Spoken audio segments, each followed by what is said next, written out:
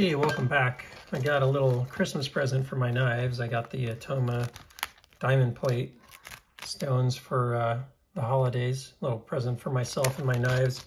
Just finished up. I've only gone to the 1200. The other ones, I got a 2000 that's in the mail also. At least it's a glass stone, but it's just, I don't know if you saw the video, but if you saw the video, I did a video just testing this $29 work sharpener, and I had slammed this knife into a chainsaw by mistake and dinged the front of it and kind of chipped it up to about right here. It's pretty damaged. So I fixed it from like here up, but I didn't like spend the time as a kind of quick video. So I didn't spend the time to, do the whole edge and get it all back to good. So I decided to spend a little time just now while I was actually on some work meetings going through that. I just stropped it really briefly here also, but did the 140 stone. I didn't do the 140 stone. Actually, what I don't have yet is I have a 400 stone in the mail, which would have been really good for this. So it's probably not perfect because I couldn't go quite as far as I wanted, as fast as I wanted without the 400 stone. I was using the 600 and the 1200 today. I didn't, bother going to the 140 because I didn't have that kind of damage on the knife. But then I just, kind of on and off calls, went through it, did that, and now I just dropped it a little bit. So let's put this thing to the test. Grab some paper and see how I did.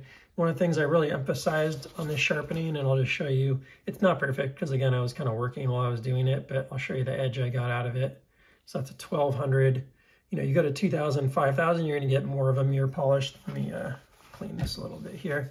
You're going to get more of that mirror polished kind of finish on the edge, but for a 1200 in a strop, that's pretty freaking good. You can kind of see my thumb reflecting in there.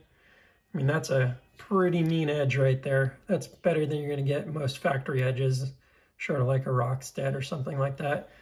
And now I no longer have the dings. It's one really nice continuous edge from start to finish. It feels great.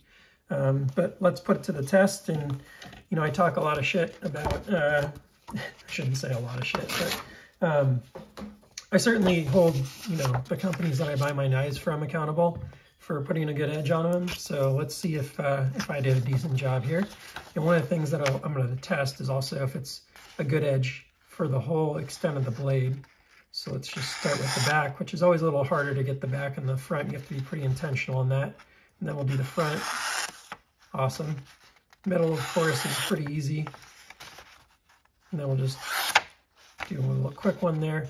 And what I'm going to do is now, you know what, I'm going to try that. So what I like to do is kind of start a cut and then work along the blade and see if every part of the blade is cutting as well as the rest of it. And I'm not pulling and cutting, I'm pulling it along and then push cutting just to see how the edge is on every part of the blade from beginning to end.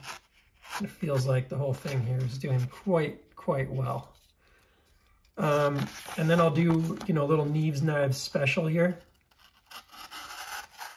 So it's kind of funny. Kind of got into a weird angle somehow there. I'll go in and do some, for a 1200, that's pretty darn good.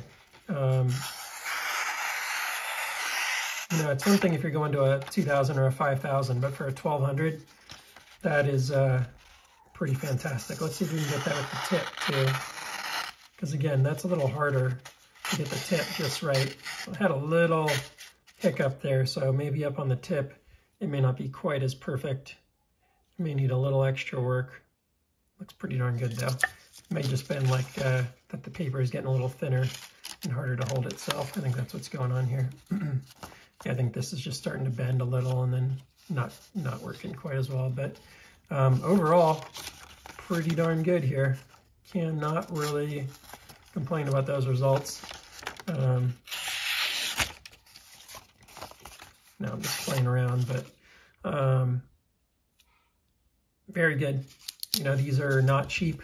I don't know if they're for everyone. They're certainly not for your, everyday Joe person that's just trying to get their knife back to a point where it can open up a Amazon package or whatever. But if you, are a knife person and you are going to spend some real time. And again, I'm going to take this to the next level with some of the additional stones I have in the mail. But, you know, you like putting a really nice edge on your knife. And let me see if I can find really quickly. Where's a comparable factory edge? Do I have one here? I think I do. I'll just pull that out real quick.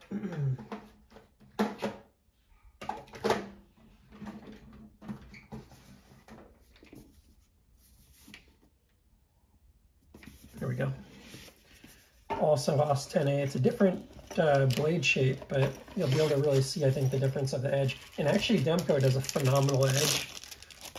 But this is right out of the package. I really like Demko's edge. You'll see it's not quite as shiny as the one I put on there, but it's actually quite more precise. Again, I was kind of on a meeting, messing around a little bit.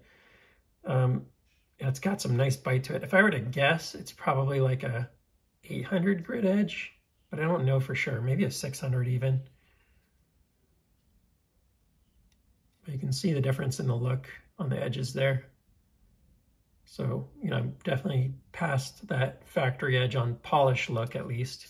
Not saying I put a better edge on it, because you saw it may not even be quite as consistent, but interesting to compare.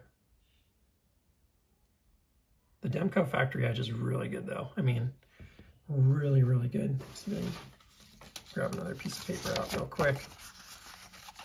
This is just right out of the box. Really, really good. They don't mess around, man. They make great knives. So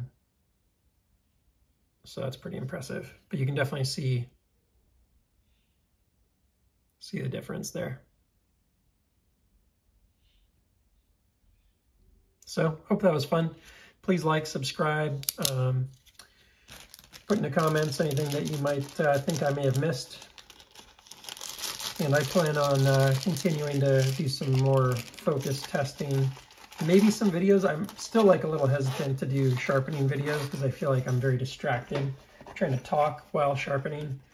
I kind of enjoy sharpening, and trying to do videos while sharpening is not my favorite thing. There's some things I like to do videos on with sharpening, but not as much as knife reviews and unboxings and stuff. So anyways, I will see you on the next one. Take care.